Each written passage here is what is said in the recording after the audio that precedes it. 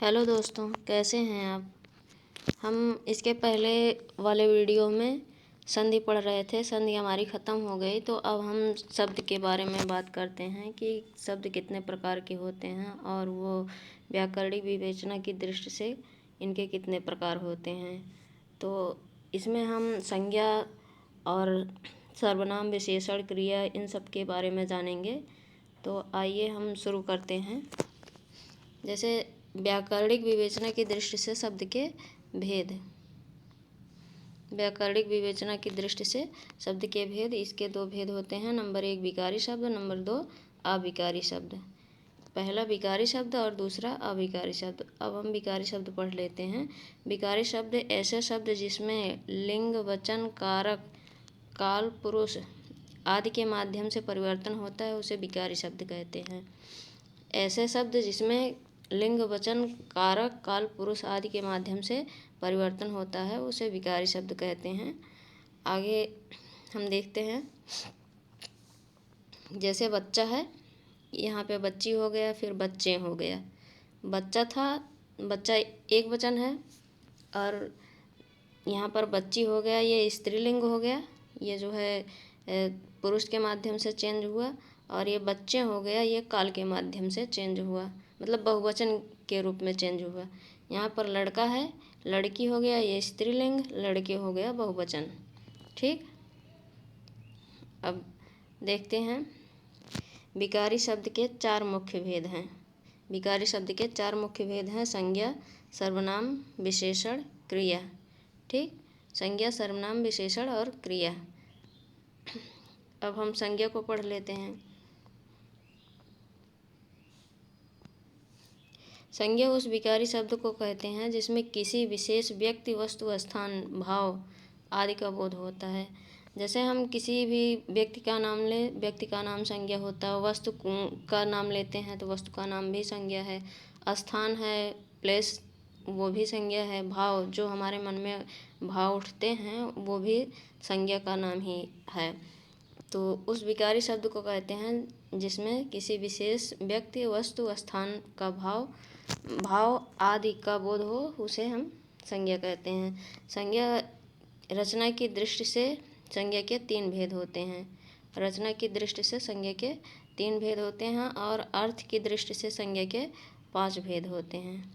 रचना की दृष्टि से संज्ञा के 3 भेद होते हैं और अर्थ की दृष्टि से संज्ञा के 5 भेद होते हैं। नंबर 1 है व्यक्तिवाचक संज्ञा। नंबर 1 व्यक्तिवाचक संज्ञा, नंबर 2 जातिवाचक संज्ञा, नंबर 3 भाववाचक संज्ञा। ये तीनों जो है रचना के आधार पर हैं। ये तीनों संज्ञाएं जो है रचना के आधार पर हैं। और ये समूहवाचक संज्ञा, द्रव्यवाचक या पदार्थवाचक संज्ञा जो है, ये जो है अर्थ के आधार पर है।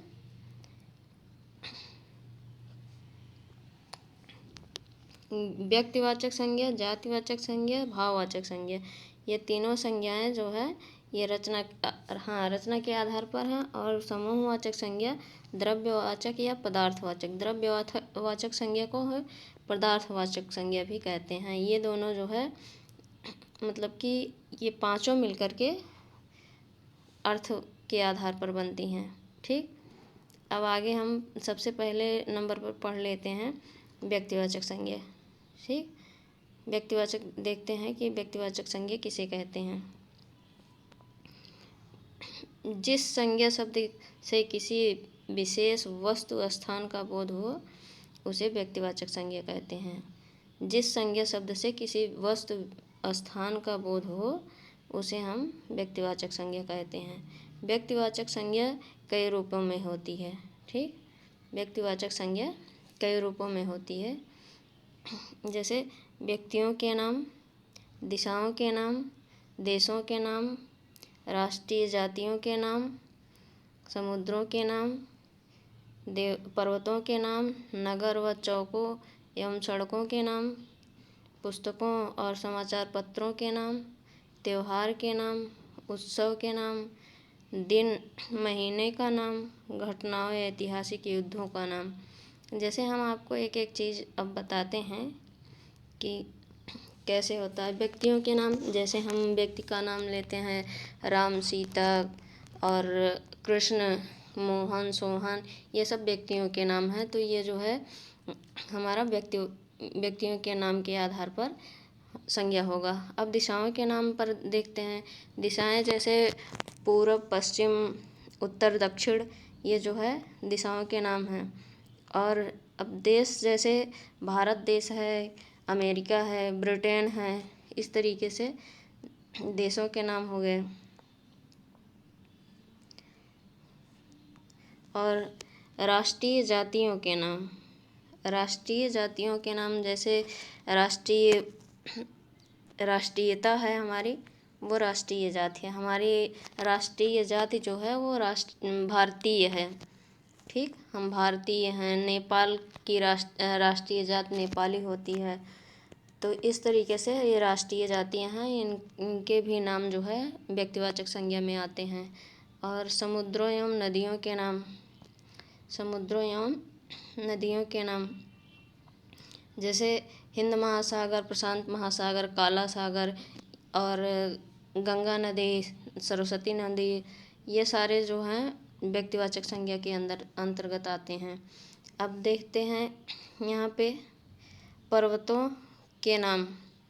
पर्वतों के नाम जैसे हिमालय हुआ, माउंट हुआ, माउंट एवरेस्ट, और धौलाधर, पीर पंजाल, ये सारी श्रेणियाँ जो हैं पर्वत जो हैं ये सब पर्वतों के नाम में आएंगे।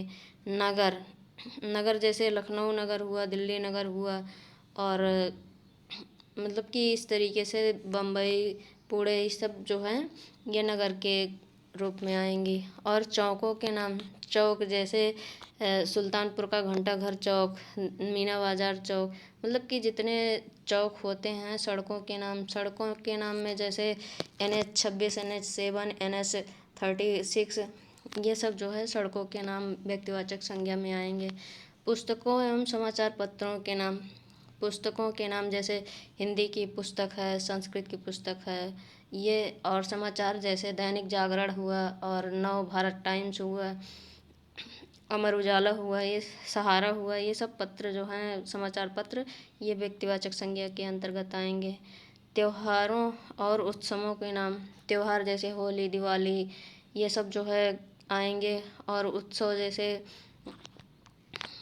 2 अक्टूबर, 15 अगस्त, ये सब जो है आते हैं। दिनों, महीनों के नाम, दिन जैसे सोमवार, मंगलवार, बुधवार, और महीनों के नाम जनवरी, फरवरी, या चैत, बैसाख, जेठ, आषाढ़, ये सब जो है व्यक्तिवाचक संज्ञा में आएंगे। और ऐतिहासिक घटनाएं और युद्ध, ये जो घटनाएं जैसे पुलवामा का हमला हुआ, ये जो घटनाएं घटती हैं ये भी व्यक्तिवाचक संज्ञा में आएंगे। ऐतिहासिक युद्धों के नाम जैसे पानीपत का युद्ध हुआ, और घाघरा का युद्ध हुआ, खानवा का युद्ध हुआ, ये सारे युद्ध, 1857 की क्रांति हुई, ये सारे जो है व्यक्तिवाचक संज्ञा में आएंगे। अब जैसे हम आपको उदाहरण के माध्यम से बताते हैं। हरीश का घर दिल्ली में है। यहाँ पर व्यक्तिवाचक संज्ञा के बारे में अगर आपको बताना पड़ा तो आप व्यक्तिवाचक संज्ञा किस में बताएंगे। जैसे हम पूछना चाहते हैं कि हरीश का घर दिल्ली में है, इसमें कौन सा व्यक्तिवाचक संज्ञा, मतलब कि कौन है, कौन सी संज्ञा है, तो आप बताएंगे कि दिल्ली जो है व्यक्तिवाचक संज्ञा है, घर भी व्यक्तिवाचक संज्ञा है, और हरीश एक व्यक्ति का नाम लिया जा रहा है, इसलिए हरीश में भी व्यक्तिवाचक संज्ञा होगी। अब गंगा हिमालय से निकलती है, गंगा हिमालय से निकलती है, यहाँ पर गंगा में व्यक्तिवाचक संज्ञा है। हिमालय एक ही है, हिमालय कई नहीं है, तो हिमालय में भी व्यक्तिवाचक संज्ञा है। अब राजेंद्र प्रसाद भारत के राष्ट्रपति थे। राजेंद्र प्रसाद व्यक्तिवाचक संज्ञा है, क्योंकि किसी व्यक्ति का नाम लिया जा रहा है, तो यहाँ पर व्यक्तिवाचक संज्ञा होगा। अब अगला हम देख लेते हैं जातिवाचक संज्ञा।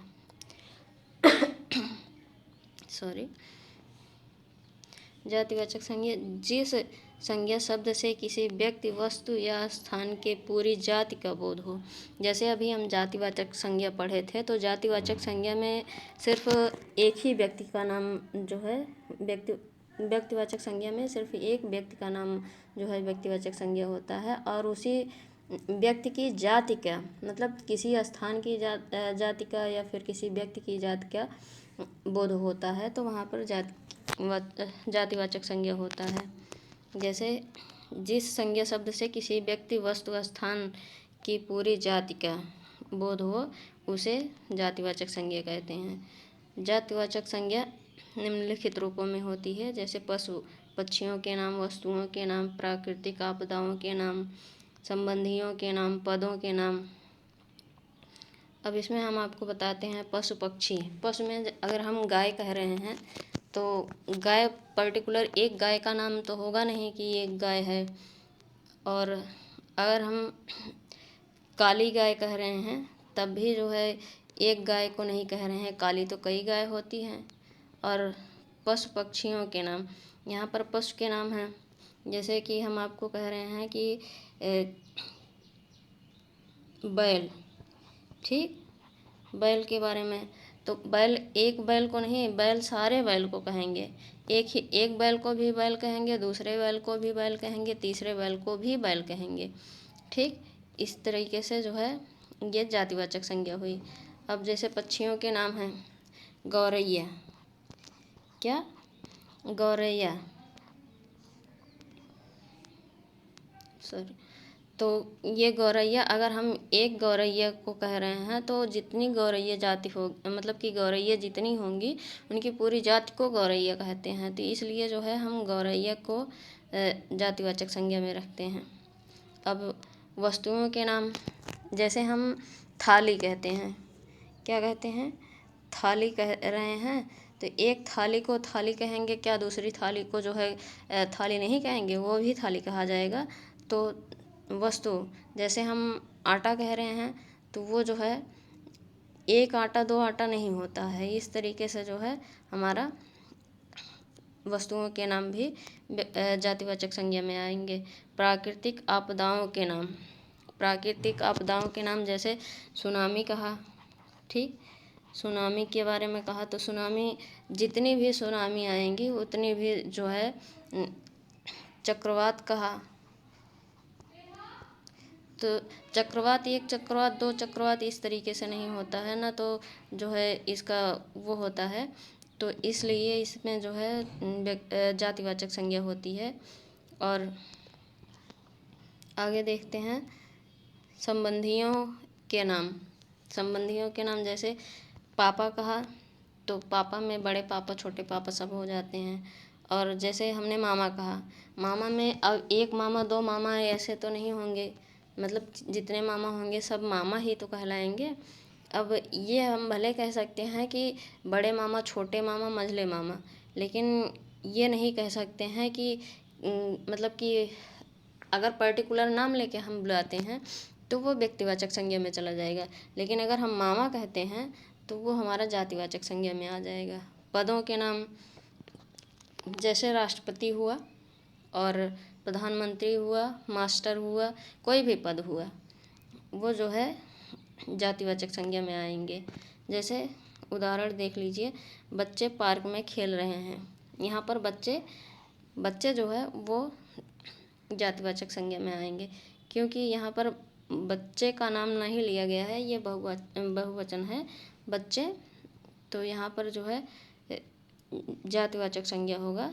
अध्यापिका छात्राओं को पढ़ा रही है, यहाँ तो पर्टिकुलर नाम लेके बताया नहीं गया है कि फला अध्यापिका बच्चों को पढ़ा रही है, तो अध्यापिका जो है वो जातिवाचक संज्ञा हो जाएगा। अब यदि विशेषण जाति या वर्ग का बोध कराने लगे तो वे जातिवाचक संज्ञा कहलाते हैं। जैसे कोई विशेषण शब्द हुआ वो अगर जाति या वर्ग का बोध कराए तो उसमें भी जातिवाचक संज्ञा होता है। जैसे इसका भी उदाहरण देख लेते हैं, इसमें है भलों का भगवान भी साथ देता है। भला जो है वो विशेषण है, इसमें जो है विशेषण को जोड़ करके हम यहाँ पर जातिवाचक संज्ञा बना दिए। हमें गरीबों को अपनाना चाहिए, ठीक, यहाँ लिखा गया हमें गरीबों को अपनाना चाहिए। यहाँ पर गरीबों जो है ये विशेषण है, गरीबों जो है ये विशेषण है, तो विशेषण यहाँ पर जाति का, पूरी जाति का जितने भी गरीब हैं सभी गरीबों का जाति का बोध करवा रहा है, गरीब जाति का। तो जो है यहाँ पर जातिवाचक संज्ञा होगी। ठीक, आगे हम देख लेते हैं भाववाचक संज्ञा क्या है। भाववाचक संज्ञा जिस संज्ञा शब्द से किसी व्यक्ति या वस्तु के भाव, दशा, गुण, दोष, अवस्था, स्वभाव आदि का बोध हो उसे भाववाचक संज्ञा कहते हैं। भाववाचक संज्ञा में जैसे कि किसी वस्तु के दशा और किसी वस्तु के गुण, किसी के दोष और किसी की अवस्था, स्वभाव के बारे में अगर हमें बोध होता है तो उसे हम भाववाचक संज्ञा कहते हैं। भाववाचक संज्ञा में प्रत्यय लगाकर भी बनाया जाता है, जैसे पा, पन, हट, वट, आव, आस, इमा, त्वा। कितने प्रत्यय होते हैं? पा, पन, हट, वट, आव, आस, इमा, त्वा। इतने प्रत्यय को लगा करके हम भाववाचक संज्ञा बना सकते हैं। जैसे आगे हम देखते हैं भाववाचक संज्ञा पांच रूपों से बनती है। भाववाचक संज्ञा 5 रूपों से बनती है। जैसे यहाँ पर पहला नंबर है जातिवाचक संज्ञा से भाववाचक संज्ञा बनाना। जातिवाचक संज्ञा से भाववाचक संज्ञा बनाना, जैसे चोर शब्द है, चोर में ई प्रत्यय लगा दिया तो चोरी हो गया, ये भाववाचक संज्ञा। जैसे चोर है, चोर को तो हम देख सकते हैं, पकड़ सकते हैं, लेकिन जो चोरी होती है, चोरी का भाव जो हमारे मन में उठ रहा है उसे तो हम नहीं पकड़ सकते हैं, ना तो देख ही सकते हैं। जैसे ईमान है, इसमें यहाँ पर ईमानदारी हो गया। ठीक, ईमानदारी जो है किसी को दिखाई नहीं देती है, वो भाव व्यक्त हो पाता है, मतलब कि किसी के मन में व्यक्त हो, मतलब उठता है भाव, लेकिन कोई देख नहीं पाता है। जैसे पुरुष है, पौरुष, पुरुष का पौरुष भी होगा और पुरुषत्व भी होगा, भाववाचक संज्ञा। तो पौरुष और पुरुषत्व कोई देखता नहीं है, बस महसूस किया जा सकता है। और जैसे मानव है, मानवता जो है किसी व्यक्ति के अंदर में आती है, वो भाव के रूप में होता है, वो जो है कोई देख नहीं पाता है। तो ये भाववाचक संज्ञा हो गई। हम आपको इसी प्रकार से बहुत सारे उदाहरण बताएंगे। जैसे बाप से बपौती, और बाल से बालपन, और सज्जन से सज्जनता, वीर से वीरता, वीरत्व। यहाँ पे अप्रत्यय लगा हुआ है और यहाँ पर त्वा प्रत्यय लगा हुआ है। शिशु से शैशव या शिशुता, नारी से नारीत्व। नारीत्व नहीं लिखा जाएगा, जैसे हम कभी कभी जल्दी में पढ़ देते हैं, सॉरी ये गलत लिख दिया। ये गलत है, ये नहीं होगा, यहाँ पर ये सही होगा, नारीत्व। ठीक, ये जो है अगर वाक्य शुद्धि में आ गया तो हमें इस प्रकार से लिखना होगा, ऐसे नहीं लिखना होगा, नारीत्व। ठीक, अब स्त्री है तो स्त्रीत्व। जिस प्रकार हम नारीत्व को पढ़ते हैं उसी प्रकार स्त्रीत्व बड़ी रहेगी, छोटी नहीं रहेगी। ठीक, हिंदू है, हिंदू का हिंदुत्व। ठीक, हिंदू का हिंदुत्व। अब और आगे देख लेते हैं, विद्वान का विद्वता होता है। विद्वान का भाववाचक संज्ञा विद्वता होता है। माता का मातृत्व होता है, माता का भाववाचक संज्ञा मातृत्व होता है। और संस्कृत का संस्कार होता है। जैसे हमारी संस्कृति होती है उसी प्रकार से हमारा संस्कार भी होता है। आगे हम देखते हैं विशेषण से भाववाचक संज्ञा बनाना। विशेषण जैसे उचित विशेषण है, उचित से औचित्य बना, ये भाववाचक संज्ञा है। अमीर से अमीरी बना, ये भाववाचक संज्ञा है। अमीरी हम देख नहीं पाते हैं, लेकिन जो है अमीरी शब्द हमारे मन में भाव के रूप में उत्पन्न होता है, तो ये भाववाचक संज्ञा हुई। कुलीन से कुलीनता हुआ, कुशाग्र से कुशाग्रता, कम से कमी। अगर हमसे पूछा गया कि कम का जो है भाववाचक संज्ञा क्या है, तो हम बताएंगे कमी। ठीक, गरीब अगर पूछा जाता है तो गरीबी बताएंगे। ठीक, गरीब से गरीबी। अब जालिम, जालिम से जुल्म होता है, जुल्म किसी पर किया, जालिम इंसान को कहते हैं या फिर किसी जीवित प्राणी को कहा जा सकता है जो मतलब कि जिसके अंदर में दया ना हो, दूसरों पर जुल्म ढा रहा हो। जुल्म का मतलब होता है जैसे किसी पर जो है अत्याचार करना, तो जालिम का जुल्म हो जाएगा। आगे देखते हैं, जैसे चतुर का है तो चतुरता या चातुर्य, इसका दो भाववाचक संज्ञा बनेगा चतुर का, चतुरता या चातुर्य। ठीक। और खट्टा है तो खटास या खट्टापन, खटास या खट्टापन। करता है तो कर्तृत्व, कर्तृत्व, कर्ता का भाववाचक संज्ञा कर्तृत्व। प्रतापी है तो प्रताप, प्रतापी का भाववाचक संज्ञा प्रताप होगा। बुद्धिमान है तो बुद्धिमत्ता। महात्मा है तो महात्म्य, इसका महात्म्य होगा। ठीक, इस प्रकार महात्मा का महात्म्य होगा। सुंदर का सौंदर्य भी होगा और सुंदरता भी भाववाचक संज्ञा होगी। सुंदर का सौंदर्य, सौंदर्य और सुंदरता भी भाववाचक संज्ञा होगी। स्वस्थ का स्वास्थ्य होगा, स्वस्थ का स्वास्थ्य होगा। हिंसक का हिंसा होगा, हिंसक का भाववाचक संज्ञा हिंसा होगा। ठीक। और कृत्रिम का कृत्रिमता, कृत्रिम का कृत्रिमता। गर्म का गर्मी, गर्म का भाववाचक संज्ञा गर्मी। ठंडा का ठंडापन या ठंडक, ठंडा का ठंडापन या ठंडक। और प्यासा का प्यास, प्यासा का भाववाचक संज्ञा प्यास होता है। भला का भलाई होता है। ठीक, भला का भलाई होता है। अब हम देखते हैं क्रिया से भाववाचक बनाना, क्रिया से भाववाचक संज्ञा बनाना। जैसे क्रिया है कमाना, क्रिया क्या है कमाना, कमाना से भाववाचक संज्ञा बनेगी कमाई। ठीक। गिरना, गिरना से गिरावट। फैलना, फैलना से भाववाचक संज्ञा फैलाव। और मरना, मरना से मार होगा, भाववाचक संज्ञा मरना का मार होगा। और उभरना का भाववाचक संज्ञा उभार होगा। ठीक। उड़ना का भाववाचक संज्ञा उड़ान होगा, उड़ना से उड़ान होगा। खोजना से खोज होगा, खोजना की भाववाचक संज्ञा खोज होगा। गिड़गिड़ाना का गिड़गिड़ाहट होगा, गिड़गिड़ाना का गिड़गिड़ाहट होगा। जपना का जप होगा, जपना का भाववाचक जप होगा। झुझलाना का झुझलाहट होगा। ठीक। दहाड़ना, ये दहाड़ना है। ठीक। दहाड़ना का दहाड़ होगा, दहाड़ना का भाववाचक संज्ञा दहाड़ होगा। पूजना का पूजा होगा। ठीक, पूजना का पूजा होगा भाववाचक संज्ञा। और बचना का बचाव होगा, बचना का क्या होगा बचाव। भिड़ना का भिड़ंत होगा, भिड़ना का भाववाचक संज्ञा भिड़ंत होगा।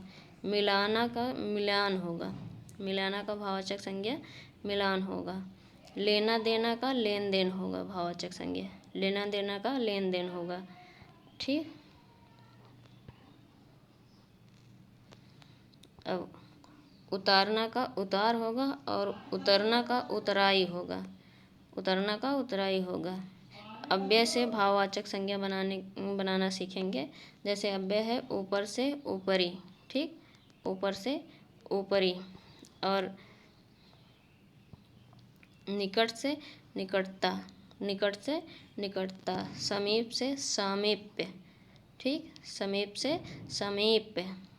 मना से मनाही, मना से मनाही। दूर से दूरी, दूर से दूरी। अब सर्वनाम से भाववाचक संज्ञा बनाना सीख लेते हैं। जैसे अपना, अपना से अपनापन या अपनत्व, अपना से अपनापन या अपनत्व। निज, निज से निजता या निजत्व, निज से निजता या निजत्व। निजता भी भाववाचक संज्ञा है और निजत्व भी। मम से ममता या ममत्व, मम का जो मम सर्वनाम है, मम का भाववाचक संज्ञा ममता या ममत्व होगा। ठीक। आप से आपा होगा, आप से आपा होगा। जैसे उदाहरण भी देख लेते हैं। सेब में मिठास है, मिठास हमारा भाववाचक संज्ञा है। मिठास हम महसूस कर सकते हैं। बुढ़ापा सभी रोगों का घर है। यहाँ पर बुढ़ापा में भाववाचक संज्ञा है। ठीक, अब समूहवाचक संज्ञा देख लेते हैं। समूहवाचक संज्ञा जिस संज्ञा शब्द में किसी व्यक्ति वस्तु स्थान के समूह का बोध हो उसे समूहवाचक संज्ञा कहते हैं। समूहवाचक संज्ञा जिस संज्ञा शब्द से किसी व्यक्ति वस्तु स्थान के समूह का बोध हो उसे समूहवाचक संज्ञा कहते हैं। इसमें परिवार, सभा, दल, परिषद, कुंज, मंडल, गिरोह, मंत्रिपरिषद, मंत्रिमंडल, सेना, पुलिस आदि शब्द आते हैं। जैसे इसमें हम देखते हैं कि परिवार एक समूह है। उसमें 2 लोग, 4 लोग, 6 लोग रहते हैं तो ये समूह है। सभा में बहुत सारे लोग होते हैं, ना कि एक लोगों का सभा होता है। दल में बहुत से लोग होते हैं। परिषद में भी काफ़ी लोग होते हैं। कुंज, मंडल, गिरोह में भी बहुत सारे लोग होते हैं। मंत्रिपरिषद, मंत्रिमंडल, ये सब जो है बहुत से लोगों का समूह है। तो सेना भी है, पुलिस भी है, ये सब जो है समूहवाचक संज्ञा में आती हैं। जैसे उदाहरण है, मेरा दल जीत गया।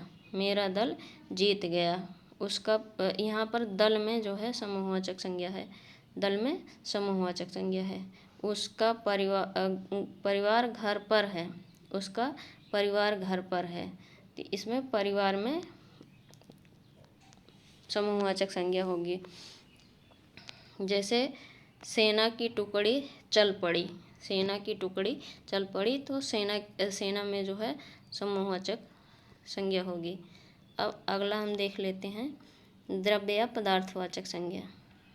5वां नंबर है द्रव्य या पदार्थवाचक संज्ञा। इसमें है ऐसे संज्ञा शब्द जिसमें माप तौल संबंधी वस्तुओं का बोध हो उसे द्रव्यवाचक संज्ञा कहते हैं या पदार्थवाचक संज्ञा कहते हैं।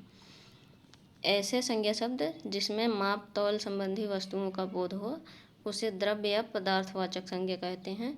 इसमें सोना, चांदी, तांबा, पेट्रोल, जस्ता, लोहा, पानी, दूध, मट्ठा, डीजल, पेट्रोल, लकड़ी, ऊन, धुआं, ऑक्सीजन, ये सारी चीज़ें आती हैं।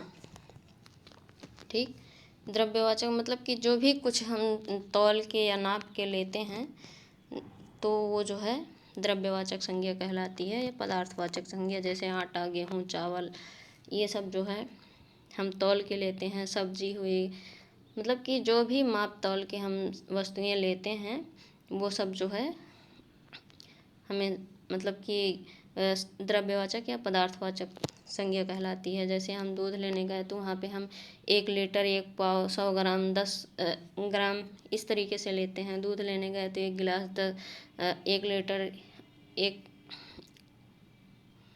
पाव इस तरीके से लेते हैं। डीजल, पेट्रोल 1 किलो, 2 किलो, लकड़ी किलो के हिसाब से तौल कर लेते हैं। तो ये सब चीज़ें जो है पदार्थवाचक या द्रव्यवाचक संज्ञा में आती हैं। जैसे हम उदाहरण देखते हैं, विशाल ने शोभा के लिए लोहे का हार खरीदा। विशाल ने शोभा के लिए लोहे का हार खरीदा। यहाँ पर लोहा क्या है, वो द्रव्यवाचक संज्ञा है। जैसे हमसे पूछा गया बाजार से गेहूँ चावल ले आओ। बाजार से गेहूँ चावल ले आओ, तो यहाँ पर गेहूँ चावल को अंडरलाइन करके पूछा जाएगा कि गेहूँ चावल में कौन सी संज्ञा है। तो आपको बताना होगा कि यहाँ पर गेहूँ चावल में द्रव्य या पदार्थवाचक संज्ञा है। ठीक, जैसे रमेश बाजार से सब्जी लेके आता है तो यहाँ पर सब्जी में पदार्थवाचक या द्रव्यवाचक संज्ञा होगी।